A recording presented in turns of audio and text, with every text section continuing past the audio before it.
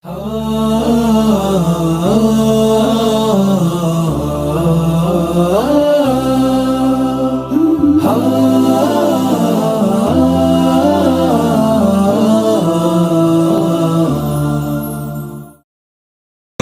dengan maca doang kan karena ayat ente asup ka jantung ka sonobari sehingga ketika orang maca ayat Allah teh maha ningali kana sakabeh pagawean naon bae nu dipigawe ku urang Allah ningali. Oh iya bu, masya Allah, kudu isina tuh ketika orang migawe nun teu dipikari ku Allah, Allah teu pernah satik teu deulekeun ka urang, nelekeun kan kawan. Oh iya isina tuh urang lamun ketika aya parentah Allah salat aja urang ke salat ija sedengkeun urang ti Allah kuari diurus ku Allah engke bakal balik ka Allah. Nah ketika aya parentah Allah teh urang teh api lain isin amat lamun ieu ayat asup ka jantung. Keur carita ayat ieu teh tujuanana mah jang sahabat-sahabat nu area di Mekah, tetapi nu dimaksud bahkan umumna Allah ningalikeun kana naon pagawean urang nu ku urang dipigawe.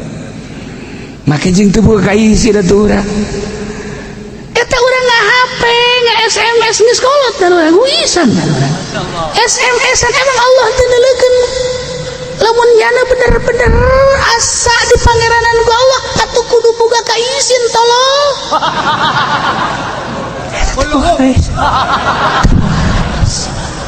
Teu boga kaiz. Ayat ieu teh agar dibahas mah wallahu bima ta'maluna basir.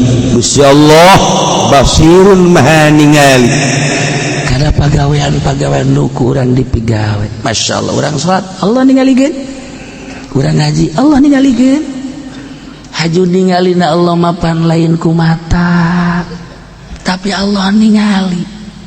Nu paling ditinggalikeun ku Gusti Allah kan qalbu urang. Innallaha la yanzuru ila suwarikum walakin yanzuru ila qulubikum. Hate urang mah kuari masinikeun teh masinikeun zahir bae. Ketika orang neuleuh duh aing ieu neuleuh awewe duh hasana dosa disimparan ku urang bagus. Ketika orang ngadenge berbagai omongan-omongan anu goreng musik dan lain sebagainya duh hasana dosa disimparan ku urang bagus. Ketika ku urang nu lain cagapeunana diragap ku urang aduh asana aing dosa ieu bagus disimparan ku urang. Aya awewe jahe suraseuri toel ku urang geus datang ka imam, ya Allah ya Rabbi hampura Gusti ieu curug lain jang noel si eta bisa bener dah. Tapi ku abdi ditoelkeun Gusti hampura ditobatan urang bagus. Dosa-dosa leutik baku urang ditobatan babari jasa. Tah kolbu urang nu teu pernah inget ka Allah kunaon teu ditobatan. Anu ketika urang salat hayang kaalemna lain ku Allah nu nitah endahan ku makhluk eta teu pernah ditobatan goblok beureunan. Dedeuleuan mata mah kurang ditobatan bagus, masih kena daek tobat daripada jelema nu teu tobat. Sapira zahir qalbu urang ketika urang salat hayang kaalem ku tatangga, hayang kaalem ku murid, hayang kaalem ku rekan urang kunaon teu pernah ditobatan eta dosa nu panggede-gedena.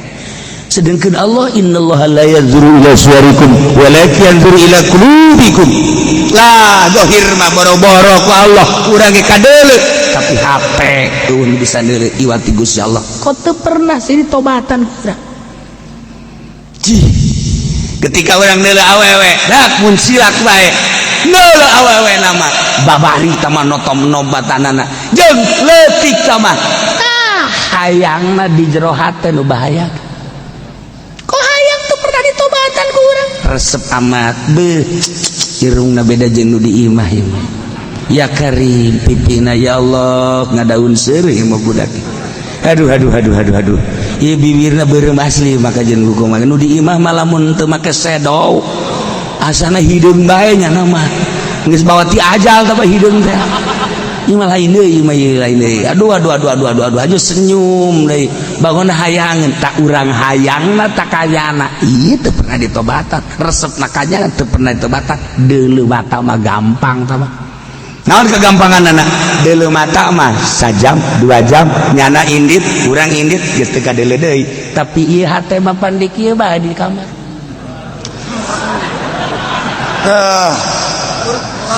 ya Allah ayo ngomong mah ya Allah ya Allah teh budak geulis sama sabaraha poe sabaraha minggu sabaraha bulan kolbu coba pikir teu pernah ke urang diopenan ieu hate lamun nyana teu norekoh lamun nyana teu nasawuf ulah ning jawara ulah ning jelema biasa ulah ning jelema anu kaya kiai nu teu norekat mah moal bisa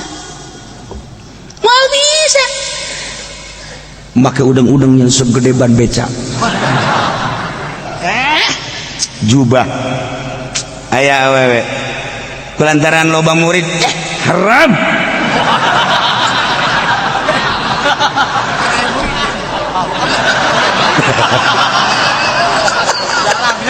kiai tinggal kiai sebab naon eta mah semu tamah ya dorongan kalbu tapi lamun hatena geus ka Allah kajen teuing muncilak bagi atuh naon bedana jeung kada cih sia makhluk Allah aing makhluk Allah sia diciptakeun model kos kitu zahirna sia kos kitu batinna wallahu alam sia menang ridho Allah atawa henteu urang pan boga pikiran kos kitu kadal liwat sapira kadal atuh saha nu resep saha nu bendu ka kadal eueuh nu resep nu bendu ka kadal mah ketika aya awewe resep henteu bendu henteu tah kakarak kolbu eta anu menang ridho Allah nyai kakarak kitu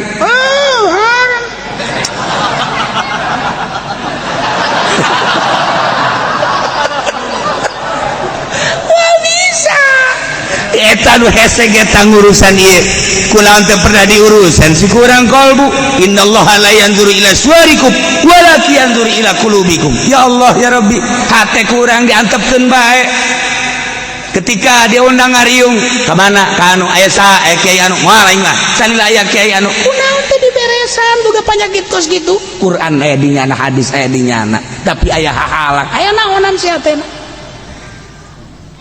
ayeuna awewe bisa berpaling ai eta teh pernah diberesan naonan kabawa ka kuburan rugi sia kiai tinggal kiai digencet sia ku kuburan Masya Allah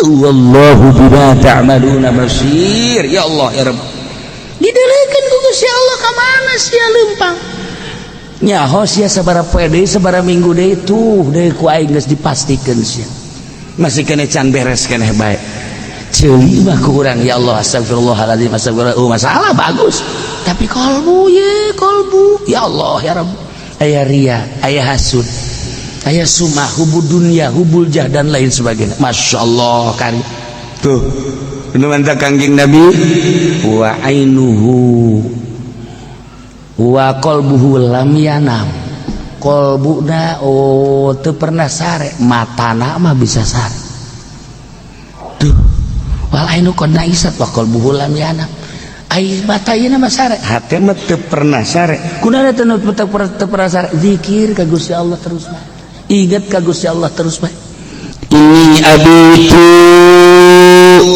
rabbi yutaimuni wa yuskin Masya Allah kuring endong di pangeran kaula ya Allah ku Gusti dibere dahar dibere nginum urang mapan bingung Gusti Allah berarti dibere dahar naon dahareuna nya inumanana susu apa naon eta tah urang makan mikiran geus kitu eta oh lain gitu Kangjeng Nabi mah kulantaran teu pernah putus igetan ka Gusti Allah sehingga sare ge inget bae ka Gusti Allah abitu rabbi terus bae asa gendong di Allah perasaan teh asa jeung Allah bae teu pernah aya jarak antara kaula jeung Allah sehingga diberi kekuatan kaula sakumaha kuatna anu dalalahar padahal kula teu dahar tapi diberi kekuatan kos jelema anu diberi dahar yutaimun wa yuskiri teuinum padahal mah kaula diberi kekuatan kos jelema anu nginum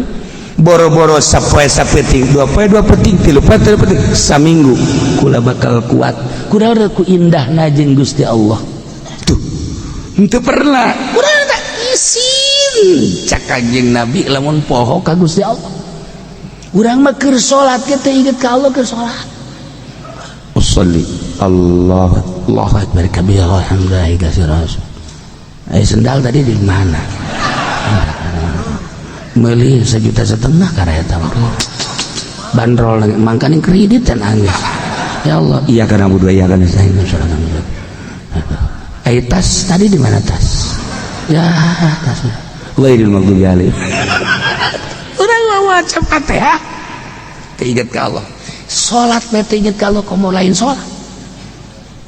salat iya tah urang teh ngaji teh urusan rurukunan mah gampang rukun wudu rukun salat lah betakeun sok kitu maksudna kos ka itu gampang hayang ngageserkeun perasaan nu tadina teu wauh ka Allah jadi wauh nu tadina teu inget ka Allah jadi inget nu tadina teu nyangkrung Gusti Allah di hate supaya nyangkrung bae sebab tadina ti Allah kuari diurus ku Allah engke bakal ka Allah kunaon Allah dipohokeun mentak cak Sultan Abdul Qadir wauhkeun kuari keur hirup ka Allah abeh engke ketika di akhirat Allah wauheun ka maneh sebab naon man zakaroni cak Allah saha jelema nu eling ka kaula di loba jelema kuring wauh di santerona wauhna sorangan inget ka kaula inget sorangan cak Gusti Allah geus lamun urang boga perasaan urang sorangan Allah nu kadua urang duaan Allah nu katilu urang opatan Allah nu kalima berarti teu putus jeung Allah engke di akhirat da ge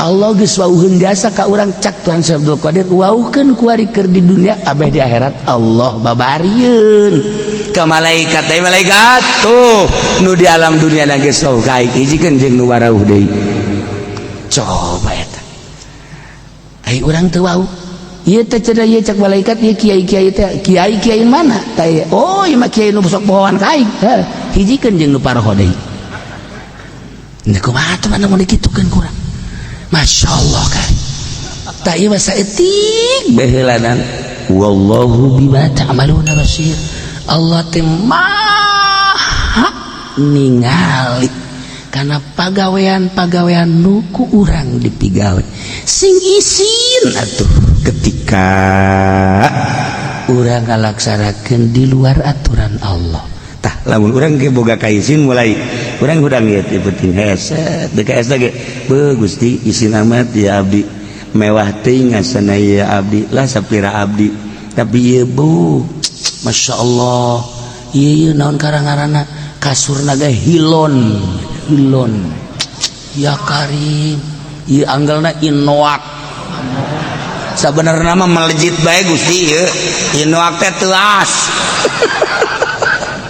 tapi lesang tapi kan ya teu pantes bernama awak abdi ya Gusti haju naon gara dibagus-bagus kieu ya Allah ya Rabb hampura Gusti tuh kuduna makan gitu urang isuk page teu mah awak abdi teh beureun teh di amparan-amparan acan di jero kubur teu disamakan-samakan acan nah ieu mah aya ieu Gusti tapi ieu mah jangan jaga kesehatan bae hudangkeun abdi Gusti ke jam 1 jam 2 rek tahajud nurutan Rasul nurutan para wali geus bismillah beres hudang ta urang jam 2 duh isin amat ieu ku Gusti Allah dihudangkeun meureun ti tahajud gegeraan kacai urang asal geus boga isin we mantep tapi lawan can dibere isin ka Gusti Allah udah jam 2 ka jam 4 sabaraha jam deui berarti 2 jam atuh hok ieu waktu ye ke Gusti jam 4 jam 4 bablas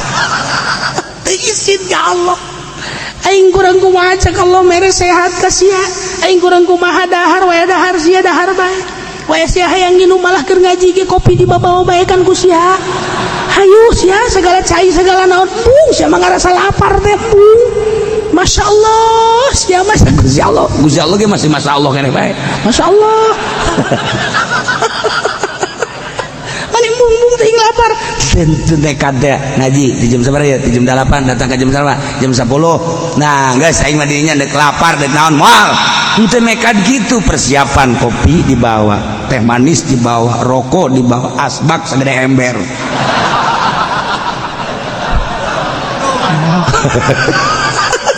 ada kira bener henteu nekat masyaallah karim tomboati iku ana 5 warnane maca Quran kanggo ruwing maknane kaping done wong alim kumpulane kaping 3 zikir wengi lakonane kaping 4 salat wengi kaping 5 wetenge kudu kaluwe iki tombo ati watu iki mah wetenge gendut bae watu sirama atine ora ditomboni waduh atuh ora ditomboni mah iku mah atuh batu bata ge nah wetenge kudu kaluwen atuh kadanan lapar cara wali mah atuh keur ngaji lapar ya mantep besi ke gaji orang lapar buras 5 di hari bahasana ge besi lapar keur ngaji atuh siapa kok bote ngaji meureudanan sakumaha ora ekoros kieu ya Allah tah hese urang entah yang nekat gitu mah hese nah tinggal kiai carana kumaha atuh supaya ieu Allah teh nyangkrung di jero hate saeutik geserkeun ieu urang boga mata ternyata horeng titipan ti Gusti hiji bae heula mata bae hiji bae heula geus ulah pindah-pindah ka ceuli ka irung ka sungut ka ulah hiji bae mata tekad ieu mata teh horenganan lain nu urang horenganan nu Gusti Allah ngan dititipkeun ka urang jang neuleuan Al-Qur'an jeung hadis jeung kalam-kalam ulama jeung jang neuleuh ka para ulama ieu teh nyahona bahwa ieu lain urang ketika ku Allah dipareuman mah sinarna urang teu daya teu upaya janu Allah abong nu Allah dicokot ku Allah engke kadang-kadang ditambah sinarna atuh kumaha Gusti Allah bae teu daya teu upaya urang geus kulantaran lain urang ieu teh nu Allah sanggakeun sadaya ka Gusti Allah ketika urang neuleuh encan norekat ieu mah karak syariat doang lamun lain ku Allah orang mal bisa neuleuh sakit tuh geus hebat dedelean urang teh lamun lain ku Allah mah mal bisa neuleuh ieu kedang Allah bisa neuleuh tuh kan ketika orang boga pikiran kos kitu tak beuh ieu deuleuh teh nang Allah kara lain nang urang kiceup nang Allah hiji bae mata salilah hirup urang begitu neuleuh masyaallah keindahan itu indah nang Allah urang bisa neuleuh nang Allah itu gelis amat si awewe kagelisan nang Allah ieu nang Allah sarua bae ya Allah ya Rabbi maha kawasa Allah nyieun awewe ku gelis-gelis teh Gusti kakawasaan Gusti itu ngarendeng nu itu jangkung nu itu pendek nu itu mah putih nu itu mah hideung ya Allah ya Rabbi maha kawasa Gusti aing maha kawasa sia resep atur resep Gusti mana nu sia resep atuh nu itu nu jangkung teh wani sia sieun ka nu kolot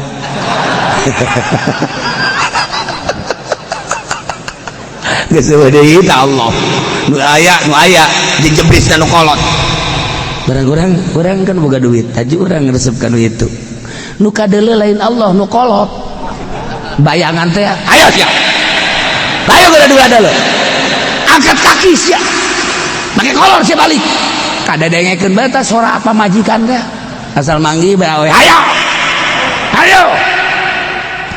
Allah nu aya suara pamajikan urang teh kos gitu lemah jasa lamun urang gagah mah ketika urang neuleuh ayo sia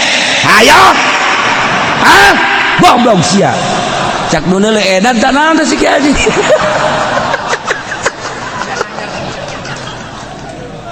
aduh wallahu bima ta'maluna basir keur carita syariatna teh lamun ku Allah teh didelekeun mah atuh moal bisa neuleuh syariat lain urang syariatna lamun ku Allah teh bisa didelekeun moal bisa neuleuh eta syariat berarti orang makomna didinya handap tadi didinya naik ke torekat lain deui tah memahami mata lain deui naik ke hakikat lain deui nu mantap kurang ngaji teh padu bisa maca kitab nerangkeun kos kitu mah masih kene calon neraka sebenarnya sebab naon encan ngarapihan urang can nyebrang ti syariat ka thariqah dakarak nyaritakeun mantek samsiah uku dujuman kos kitu mah ngaji sampah encan asli mah tadi kan kakaraknya syariat batak wari naik ke torekat kudu kumaha tah pandangan ahli torekat geus lain deui pandangan ahli hakikat geus lain deui aya cara-cara nu mentak aman jelema lamun geus jadi norekatna moal kabita kudu dia moal kabita ku awewe moal kabita kecuali awewena anu ikhlas lillahi ta'ala. Oh berarti ada kiai aya harapan pula ngomong gitu sih kai. Nah iya maka karak syariat kayak orang bahas di makom thariqah bakal aya supaya tersentuh hati orang ieu mah sakibela syariatna beu mun Allah teu mere bisa neuleuh moal bisa neuleuh urang geus eta ge mulai geus teu pati ngaku aslina ulah diaku bahwa deuleuh urang aslina naik ke torekat naik ke hakikat. Nah lamun urang ieu kuari ibadat dengan sakadar make Islam doang seperti eta KBG kiai yayasan ngan sakadar nyaritakeun dina hatena teh administrasi bae keur salat teh di jerona pinuh ku administrasi tuh siap bener Karena itu PKB teu saha baik eta penyanyi artis pemerintah polisi TNI termasuk kiai gitu baik kabeh dina Islam mah rugi orang teh lamun salat kan kos kitu dan capek hanas tarang hararide ieu teh eueuh naonan maka supaya konsentrasi kumaha tuh ieu teh angsongkeun ka ilmu thariqah mulailah menata batin ngaleungitkeun sifat madmumat takhalli ngaranna ngadeukeutkeun sifat mahmudat ngalaksanakeun sifat mahmudat tahalli ngaranna setelah takhalli dilaksanakeun tahalli dilaksanakeun timbullah tajalli manteplah salat baik eta polisi ketika geus tajalli tekun salat Allahu Akbar padahal polisi dibawakeun doser nyana keur salat atau panser atau mobil naon deui nu aing teu nyaho teh tetep bae moal robah lantaran di jerona geus aya penataan rohani. Ketika seorang kiai walaupun di yayasan tapi nyana berthariqah yayasan tinggal yayasan ceuhil tama kos kitu horeng di jero kolbu aya Allah administrasi teh teu kadeu tuh pengusaha tinggal pengusaha lamun memang manehanana bertajalli tentrem Allahu Akbar berbagai golongan baik data DPR maupun PNS ataupun kiai atau polisi atau TNI presiden sekalipun lamun di jero kolbuna tajalli geus mantep ieu wadahna jurusanana thariqah so mantep sabenerna mah lamun urang berthariqah kabehan mah tararenang doakeun presiden urang supaya berthariqah doakeun Kapolri urang supaya berthariqah doakeun panglima urang supaya berthariqah aya nyana berthariqah aya kiai henteu nyana ka sorga aya kiai ka neraka jiatun teu kituan ieu loba pejabat ka sorga kiai ka neraka ulah ngeuleuh ka Kifudoli biasa bae sih biasa bae tenang bae itu magon lurak lirik teh gitu ulah Nah, iyalah thariqah. Jadi zahirna ditata sedemikian rupa melalui penataan syariat, batinna ditata melalui penataan thariqah, berjalan bareng syariat jeung thariqah. Komo lamun haju langsung wusul ilallah hakikat, maka jadilah satu bahasa anu ngetren asy-syariah. Bila thariqah atau bila hakikat atilah, wal hakikat bila syariah batilah. Syariat tanpa hakikat kosong, hakikat tanpa syariat salah, kudu bareng berjalan. Maka kelahiran thariqah berbarengan dengan lahirna agama nu dibawa ku Kangjeng Nabi urang, Kangjeng Nabi Muhammad sallallahu alaihi wasallam.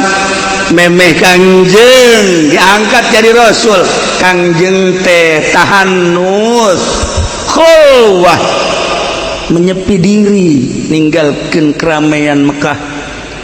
Saat eta orang Mekah teh keur meujeuhna kagoda ku nafsu-nafsu jeung syahwat, Kangjeng Nabi mengasingkan orang-orang Mekah, mengasingkan kehidupan Mekah menuju guha Jabal Nur. Indah sorangan Kangjeng. Mantak orang lamun encan bisa ibadah sorangan encan jadi. Haji Pendi lamun loba jelema salat duhana rakaatan. Terus bae satungtung aya jelema mah.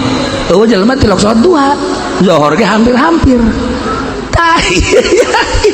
Salat, masya Allah. Nah, jadi berjalan bareng. Nah, cuman besi salah thariqah teh lantaran kumaha anu nyiptakeunana thariqah ujung-ujungna tujuanana sarua wusul ilallah. Wayana kitu kudu aya silsilah jelas. Faman lam yattasil silsilatuhu ilal hadratin nabawiyah fa innahu maqtu'ul faid wa lam yakun warithan li Rasulillah wa la tukhadul mubay'ah wal ijazah. Di mana teu nyambung silsilahna ka Kangjeng Rasul. Hiji maqtu'ul faid pegat. Dua lain warisan li Rasulillah. Nomor katiluna menang beat ka jelema nu model kos kitu. Silsilah teh lain sakadar silsilah. Silsilah mah bisa bae kurang ditiru, bisa bae kurang dipaling, tapi bimbinganana mantak Rabbul Izzah Allah manggil malaikat Jibril. Jibril sampaikan ke Muhammad, sampaikan ke Kangjeng Nabi. Di Kangjeng Nabi ngabimbing Sidina Ali ya Ali taat. Kayak Ali kadir sila lah Sayyidina Ali cak Kangjeng Nabi agmid ainaika balem wadmum syafataika balem duirna a'li lisanaka tangtungkeun leta anjeun gol Allah. Maka Sayyidina Ali dibimbing ku Kangjeng Nabi. Setelah Kangjeng Sayyidina Ali dibimbing ku Kangjeng Nabi, masya Allah boga perasaan anu lain. Sayyidina Ali terus ngabimbing dari kaputrana diantarana Sayyidina Husain terus ke Imam Zainul Abidin terus ke Imam Bakir, Syekh Muhammad Bakir terus ke Syekh Ja'far Shadiq terus ke Musa Al-Kazim terus ke Abdul Hasan Ali Hakari. Jadinya diturunkan dari ngabimbing dari Marufil Qurki ka Sikti terus ke handap ka Abul Qasim Junaidil Baghdadi Abu Bakar Shibli kus ka Abdul Wahid Tamimi terus ngabimbing dari ka handap Abdul Faraj At-Turtusi ngabimbing dari ka muridna yakni Abdul Hasan Ali Hakari ngabimbing dari terus ka muridna Abu Sa'id Al-Mubarak Al-Nahzum nurunkeun deui ka Tuan Syekh Abdul Qadir Jailani qaddasallahu sirrahul aziz. Syekh Abdul Qadir ngabimbing deui putra Syekh Abdul Aziz. Syekh Abdul Aziz ngabimbing deui ka muridna langsung ngaranna Syekh Muhammad Hatta. terus ka Kiai Samsudin, terus ka Kiai Syarifuddin, terus ka Kiai Nuruddin, terus ka Kiai Hisamuddin, Waliuddin. Ti Syekh Waliuddin ngabimbing deui Syekh Hisamuddin, Syekh Hisamuddin ngabimbing deui murid Syekh Yahya, Syekh Abu Bakar, terus Syekh Utsman, terus Syekh Abdul Rahim. Tidinya gabimbing deui ka muridna nu ngaran Syekh Abdul Fatah ka Syekh Murad ngabimbing ka muridna deui ialah Syekh Syamsuddin Syekh Ahmad Khatib Sambas ka Syekh Abdul Karim, Syekh Abdul Karim ka Syekh Asnawi Caringin ka Syekh Kiai Husain cerita ka Kiai Dahlan bin Arja, Kiai Dahlan ka Kiai Arsad ka Abah kula Abah Haji Dimyati bin Abah Haji Romli. Ti Abah kula sekedar nitip, lanjutkan, lebih baik lebih cepat.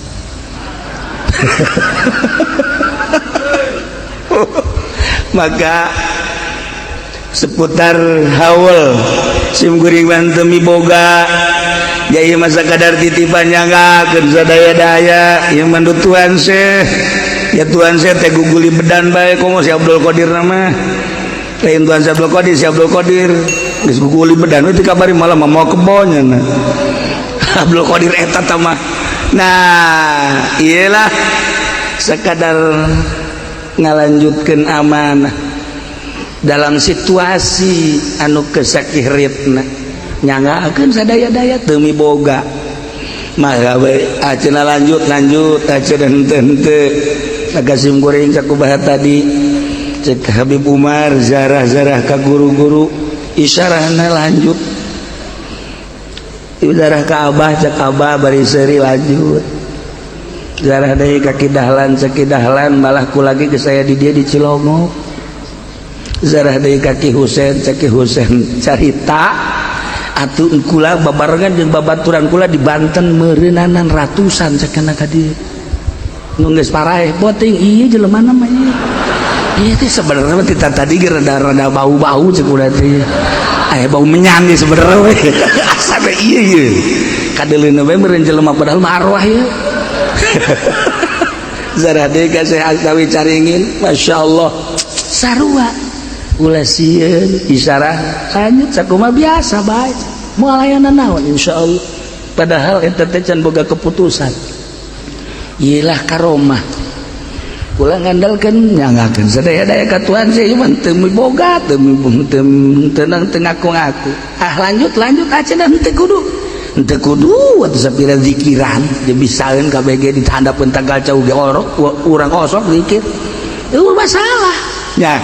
Nah, tetapi seperti inilah berbagai cara ieu teh maksudna supaya ulah gegedena mah kula teu ngomong kumaha Allah bae lumantak inget ka al afal kulluha minallah pagawean kabeh ti Allah urang kicep ti Allah urang denge ti Allah urang ambekan ge sadar atau teu sadar ieu kan ti Allah urang hudang hees ti Allah terus we kabeh ge yakinkeun eta leumpang ti Allah diuk ti Allah ngomong ti Allah nu mantak moal pati-pati jelema leumpang lamun eueuh Allahan moal pati jelema diuk lamun eueuh Allahan dina ilmu hakikat mah dina ilmu hakikat urang jeung robah urang milik Allah urang jeung cicing urang milik Allah lamun urang jeung cicing urang jeung robah urang nu Allah teu tebogana naon lumantar ketika urang dek dimuriangkeun muriang bae dek disehatkeun sehat bae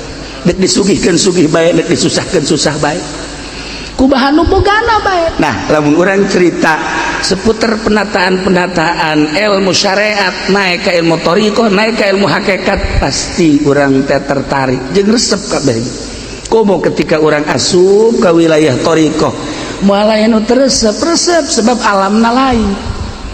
Urang ketika thariqah kan ninggalkeun syariat teh qalbu urang tatakeunana langsung ka Allah bae ulah kasalian Allah hiji bae kumaha Allah keputusanana bakal nikmat ulah aya ka makhluk nu mantak ieu teh maksudna haul dengan sakadar ngakurkeun frekuensi gelombang getaran ruhani urang nu aya di diri urang jeung frekuensi gelombang getaran nu aya di junjunan alam Kangjeng Nabi Muhammad sallallahu alaihi wasallam, ngakurkeun frekuensi gelombang getaran sukma jeung getaran sukma nu aya di para aulia-aulia Allah, terutama Tuan Syekh Abdul Qadir Al-Jailani. Dihaturkeun ku urang, disambungkeun supaya urang ke di akhirat ya aku sakadar sakitu hayang salamet.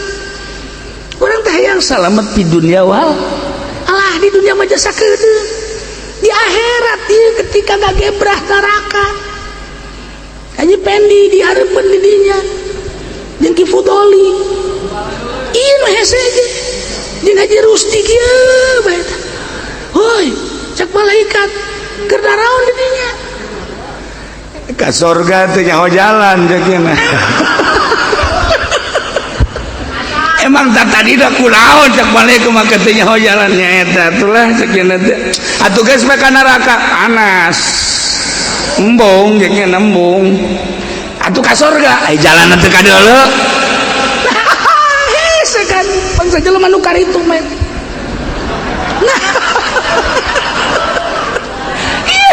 Nu diharapkeun ge kan syafaatul uzma ti Kangjeng Nabi urang Kangjeng Nabi Muhammad sallallahu alaihi wasallam. Urang teh ngaharepkeun deui ti para aulia-aulia Allah, para ulama-ulama. Lamun urang keur meujeuna kabingungan jol we aya wali Allah tanya, "Pen, keur naon sia?" Ieu saya. Puguh ieu kenal henteu? Henteu. Ya sia mah maca sok kutub-kutub robani teu kenal. Oh, cenah kula mah macana si teh hayang anu numbak bae goblok sia mah. ieu tah Nanya aja kasih Haji Rusdi. Terus dia sia kenal ka henteu. ih saha ieu nu sok kusia diurus-urus teh ari haul eta sih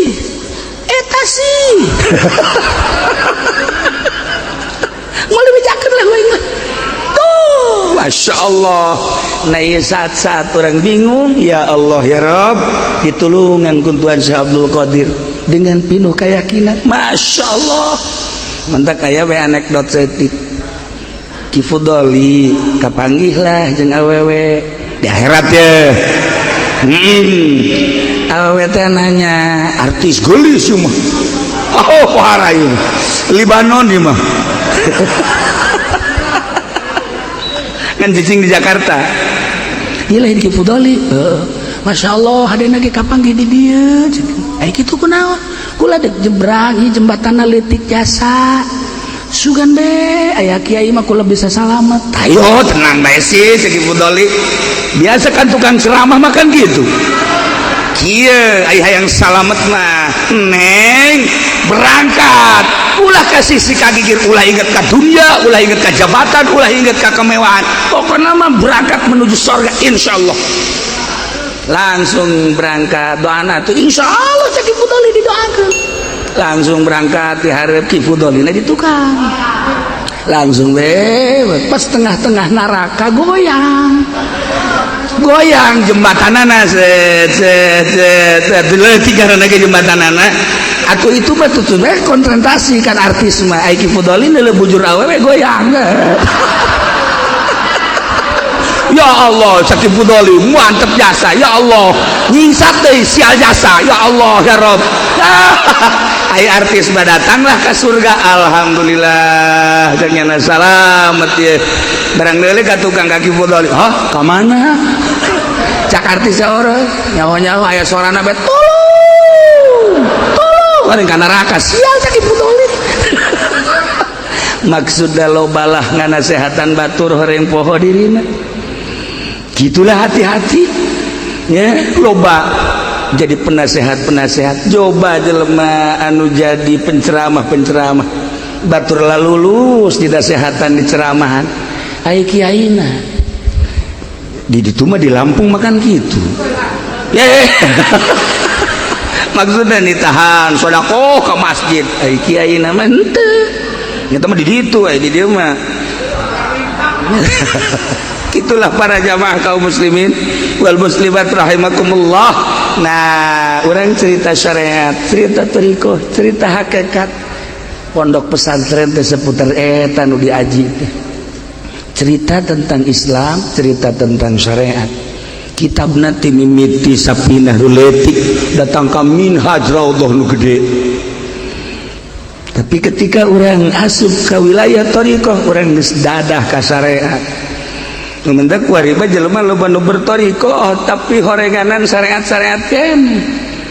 Kuduna makan pepegatan jeung syariat, pepegatan keyakinan ulah ka makhluk ka Allah. Iyalah anu hese.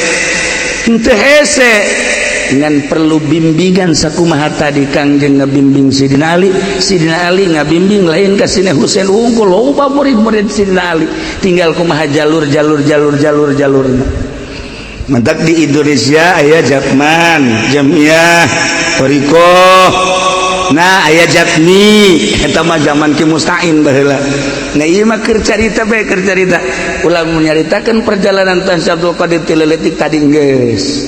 Da ala kadar geus kuari mah nyaritakeun geus jadi wali mah. Ya. Aya nu seseorang ngaranna Arif Abdul Hasan. Manehanana ziarah ka Tuan Syekh Abdul Qadir urang Mesir. Ziarah aya biasa. Wow, masyaallah dibagjakeun segala rupa. Ziarah ka Tuan Syekh Abdul Qadir langsung dibere wirid sholawat, zikir. Sababaraha poe lah di dinya. Begitu dek balik nyana mikir. Ieu balik Baghdad Mesir teh lain lalakon deket jauh. Perjalanan anu jauh kitu kan ngabutuhkeun bekal sedengkeun duit teu boga dahareun teh aya.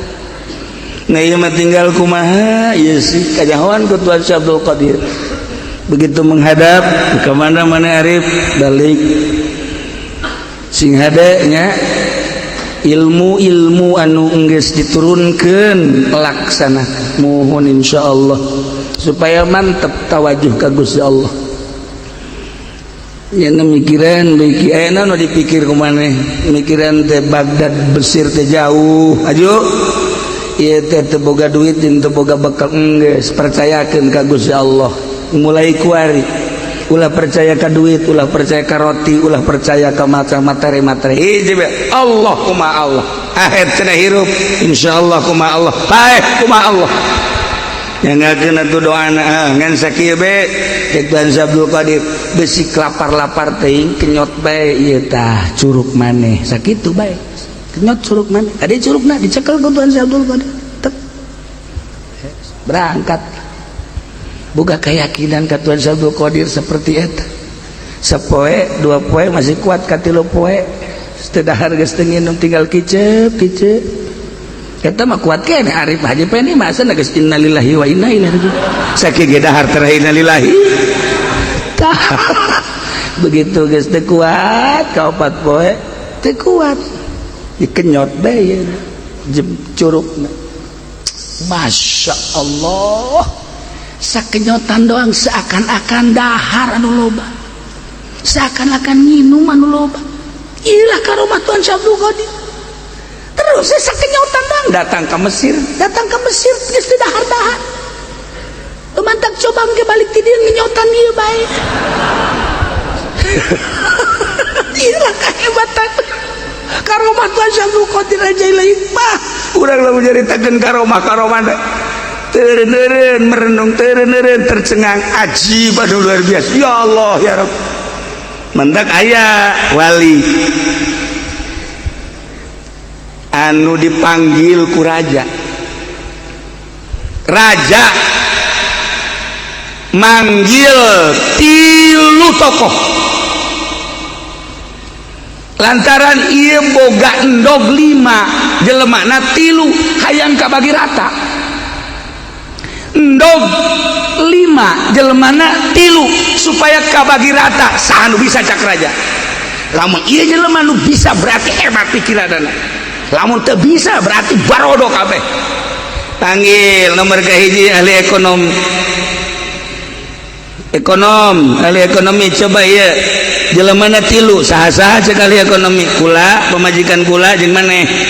Oh jadi kula kabagian nurek dibagina endog 5 supaya kabagi rata kumaha eta pengusaha kieu BUD jalan hayang kabagi rata mah ya tetep bae meuli deui hiji jadi genep atuh kos kitu mah gampang masalah engke ka dituna ngajualna cara jualna taekeun hargana gitulah ahli ekonomi mah penting untung rugi nah kos kitu mah tuh atah cek raja coba PNS anak buah-buah aing coba ka dieu kumaha ieu carana ieu ngabagi 5 supaya rata. Anak buah raja dipanggil ku tuan raja atuh babari tuan raja 5 hayang kabagi rata mah kumaha atuh sering hiji aju jang tuan raja hiji jang pemajikan tuan raja hiji kan ngeunaheun sering hiji nu tilu deui panu hiji deui jang kula nu 2 deui asupkeun ka kantong. Siapa bau kayak enti gitu bae pemerintah mah kos gitu merenya itu si ada gambaran puara itu sekali dia coba cek tuan raja yang tuan raja hiji yang pemajikan hiji yang kula hiji nu dua kakatong ke boblok siapa can cair kene bae aya Nasrudin Wali panggil coba Nasrudin sakade aya naon tuan raja endog 5 hayang kabagi rata nu 2 ieu geus teu bisa ngabagi coba maneh pembagian ka hiji kieu pembagian ka 2 kieu coba maneh tuan raja letik tah mah carana kumaha yo atuh kieu tuan raja jang tuan raja hiji jang kula hiji jang pemajikan 3 pan siapa kos itu tadi etalah adil seadil-adilna insyaallah eta hukum paling adil. Teka arti aing mah coba dalilna kumaha ieu jang tuan raja hiji jadi 3 lantaran tuan raja kan geus boga endog 2 jadi 3 kula ge sarua bae boga endog 2 jadi tidak apa majikan makan teu boga endog 3 jadi siling 3 pinter oge maneh gitu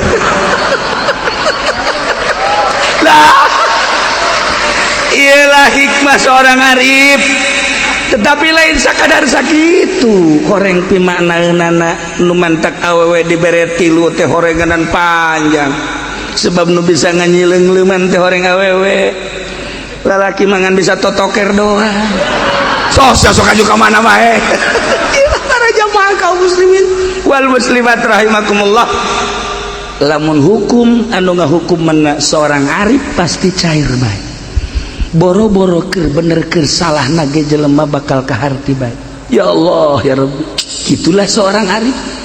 Nah di akhirat di akhir zaman engke kan orang bakal datang dabah bakal datang dajjal bakal Imam Mahdi saat-saat dajjal datang ke mejeunah rit anu luar biasa kemudian gitu dabah nah iya kan ayat tulisan kafir gitu inggi surat sebenarnya mah lain engke mah dijelaskan secara nyata ayeuna ge ku para aulia Allah mah ku para aulia Allah geus katebak nemantak caririk para aulia Allah mah ti penting teh sebab naon ditarang-tarang manusia geus aya bahasa kafirat ditarang manusia geus aya bahasa munafikat naudzubillah min zalik lamun eta kabawa terus ka akhirat nu mentak eueuh deui iwal tinggal doa teh jang umat jang keselamatan bangsa keselamatan negara keselamatan umat supaya saralamet kabeh ge lamun Imam Abu Yazid al-Bistami anu lahir di Bistom baheula manehanana bingung lantaran di negara teh kalut munajat ka Gusti Allah teu pernah aya isyarah ninggalkeun negara Bustom maksudna minta isyarah ya Allah ya Rabb manusia teh ieu teh keur pilu ku nafsu syahwat geus kumaha kahayaangna bae manusia nagara teh kieu geuning kaayaanana kaula teh diangkat jadi ulama ku Gusti teh ieu teh jang mecahkeun masalah teh kumaha nyuhunkeun Gusti abdi teh datangkeun seseorang ka abdi jang bisa musyawarah cicing menek torojol teh ieu jelema naik kuda ieu meureun ieu utusan Allah kebenaran matana teh hiji matana ngan hiji Masya Allah ditanya ku Imam Abu Yazid bucek Imam Abu Yazid bananta anjeun sa hai kula teh ieu teh dipanggil ku maneh teh kira aya di gunung ieu teh kadenge suara maneh diutus ku Gusti Allah titah ka dieu ke musyawarahkeun negara oh bener kita ngabentakeun mata anu sabelah deui ieu teh bata teh tangan sabelah deuleuna tanda di negara teh kuari teh ieu jelema teh matana keur neuleut teh sabelah ai kudu hayang nyaho mah rata we diisarahanana ya Allah ya Rabb titah meulah titah mukakeun mata nu sabelah ieu kieu Abu Yazid cek eta wali teh aya anjeun teh saha engke heulanan kula teh diutus nah kulantaran sakitu minta geura ge ka Gusti Allah ieu mata teh supaya bentak sebab jelema lamun betah teh sabelah dedeleuanangan sabelah bae lamun neuleuh sebelah mata nu bener ge bakal salah bae maka minta geura ge ka Gusti Allah supaya ieu mata teh bisa duanan minta munajat Abu Yazid Al-Bustami ka Gusti Allah ya Rabb bukakeun mata abdi bukakeun mata hati abdi bukakeun mata hati umat-umat Gusti bukakeun mata hati jelema-jelema Gusti abdi apal bahwa Gusti teh nyieun sorga abdi apal Gusti teh nyieun neraka geus aya keputusan Gusti nu bakal ka sorga jeung ka neraka teh tetapi kewajaran abdi sebagai hamba Gusti ngadoa ka Gusti nyuhunkeun supaya jelema teh saralamet we Gusti kabeh wali mah doana kos kitu eueuh nu ngadoakeun silaka kabeh salamet urang jeung peuting teh ka sahabat salamet bae boro-boro nu bener nu salah ge didoakeun salamet bae loba jelema nu salah didoakeun salamet jadi wali wali mah kos kitu mantap jadi wali mah sabenerna mah lain cara Habib Wartadi lain asal ngadeukeutan wali engke ge bau wali jadi wali mah henteu kan bau wali bau wali tah Abu Yazid langsung munajat ka Gusti Allah hasil munajatna Abu Yazid degrak ndek cicing kumaha cak aing ulah sok gerak di luar nafsu ulah sok gerak make nafsu wayah perang kumaha cak aing perang teh wayah cicing kumaha cak aing geus minta keputusanana ka aing cak Gusti Allah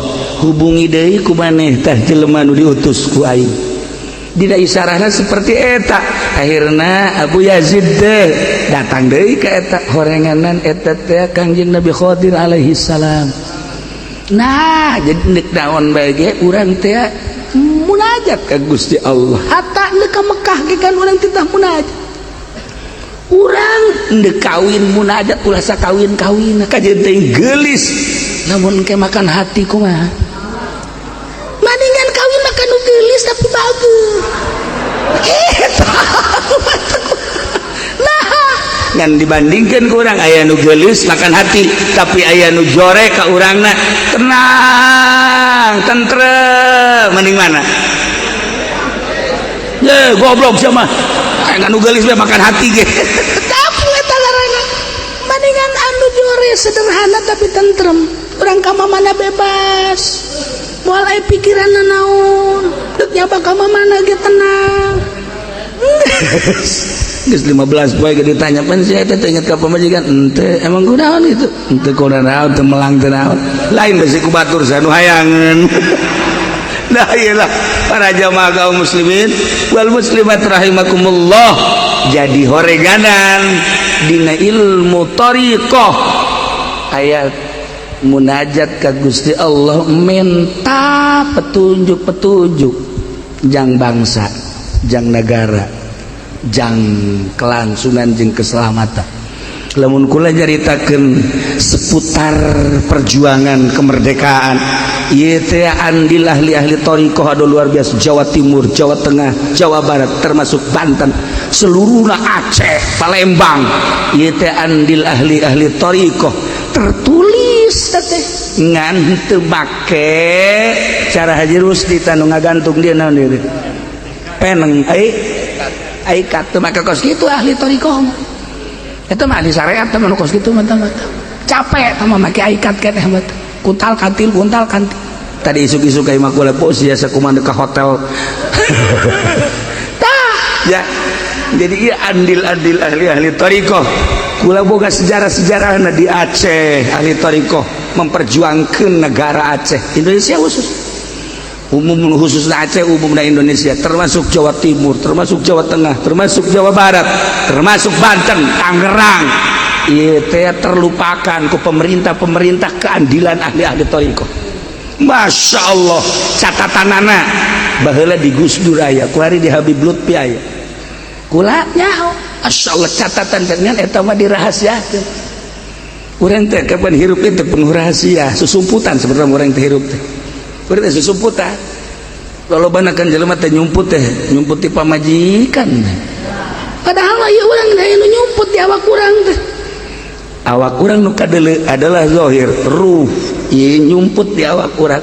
Horeganan ruh teh ieu keur nyumput. Jadi jasad teh tempat panyumputan roh. Nu bakal bari ka Allah mah sebenarnya mah roh. Kunaon eta roh teh diurus ku urang. Gitulah para jamaah kaum muslimin wal muslimat rahimakumullah, sakadar nyaritakeun bahwa amanah jeung titipan langsungkeun alhamdulillah urusan-urusan penataan-penataanana dipersilakeun. Saha anu hayang mantep ibadah ka Gusti Allah tatalah syariatna menuju thariqah, ti thariqah nanti engke ka hakikat supaya orang bisa selamat di dunia wala akhirat. Tapi sebenarnya mah sakumaha tadi dah ya dongeng Tuan Abdul Qadir Hayadi orang Mesir, pengusaha tajir, pengusaha datang dekat Tuan Abdul Qadir tadi engke bengaran lagi usaha datang ke 40 tahun teu kaburu ka Baghdad. Barang geus 40 tahun kakara ka Baghdad, barang datang ka Baghdad cek orang Baghdad atuh Abdul Qadir mah geus maot jujungkelan. Ya Allah ya Rabbi hanas engke bae barang geus datang ka dieu geus maot ceurik ku cinta-cintana jeung yakin-yakin ka Tuan Abdul Qadir. Sila nu rapih dihareupeun makam geus sila perem, geus perem napas diatur kumanehanana difokuskeun ka Gusti Allah jeung Tuan Abdul Qadir. Tiba-tiba Tuan Abdul Qadir na muka blah kuburan langsung keluar. Urang lamun nyaritakeun kos kitu teh kadang-kadang aneh. Ngan muka teh lain haju muka blak haju keluar gitu lain. Haju ngobrol nyaritakeun hajat atuh lain kitu. Sia mah kos kitu bae sih urusanana. Teu urusan zahir lain ieu urusan gaib. Tapi seperti eta lamun digambarkeun ku urang. Seorang tajir langsung sasalaman, pedagang dinasehatan, geus dinasehatan, wiridkeun. Padahal geus maot Tuan Abdul Qadirna. Wiridkeun ieu shalawat munjiat, wiridkeun ieu zikirna. Hatur nuhun. Jadi beat eta Tuan Abdul Qadir mah geus maot. Langsung hudang deh ya Allah ya Rabb Gusti Allah nu agung alhamdulillah batur teh jarawa bahwa kula mah ieu kapanggih jeung Tuan Abdul Qadir teh balik di jalan terus ya sambil zikir datang ke Mesir jadi wali. Babari orang jadi wali ngomong nama babari ieu wali itu wali tapi maha kawasa Allah maha suci Allah seperti eta lah. Nah, urang nyaritakeun karomah para aulia-aulia Allah nu sejen ge loba. Ulah kudu ka Baghdad di Tangerang bae ge nu boga karomah ambaleh. Di antara karomahna ta ieu karomah Tuan Abdul Qadir keur aya di dieu. Ieu tenda dieuweuhkeun, tapi kan teu panas. Ngan bagundula deuleu we ka luhur hujan ka moal. Tapi ieu karomah ngaranna. lamun kukula diceritakeun seputar haul ieu piluh ku karobah Tuhan Syekh Abdul Qadir karasa luar biasa. Nah ku ayeuna sakitu urang niatna kabehan anu kulanya hobe ye nya di Madura, Jawa Timur, Jawa Tengah nu bebeja ka kula ye, kemudian di Medan, kemudian Kalimantan, Padang, Lampung. Nah ieu anu sasalaman ku kula ditanya nu nyaho luar biasa di luar-luar ge loba komo ieu mah di Kulon mah Serang, Pandeglang Rangkas ditorek kabeh loba. Nah ieu mah kabeh ge niatna ka dieu kan sakumaha di ziarah ka Tuhan Syekh Abdul Qadir Al Jailani. Mudah-mudahan urang kabehan di aku murid disalametkeun jaga di akhirat, syafaatan urang ku Kangjeng Nabi, urang Kangjeng Nabi Muhammad sallallahu alaihi wasallam. Nah sabada ieu dipersilahkan besi aya keneh sisa-sisa dahar, besi aya keneh sisa-sisa besi eueuh meuli nya dicekapkeun sakieu. Mudah-mudahan anu balik ka daerahna masing-masing aya dina kasalametan, aya dina kabarokahan, negara urang mudah-mudahan salamet, polisi jeung tentara na ge mudah-mudahan dibere luluh hatena jeung dibere salamet ku Gusti Allah. Kabeh PNS kabeh gubernur bupati na kabeh mudah-mudahan dibere salamet engke urang di akhirat babarengan menuju surga Allah Subhanahu wa ta'ala.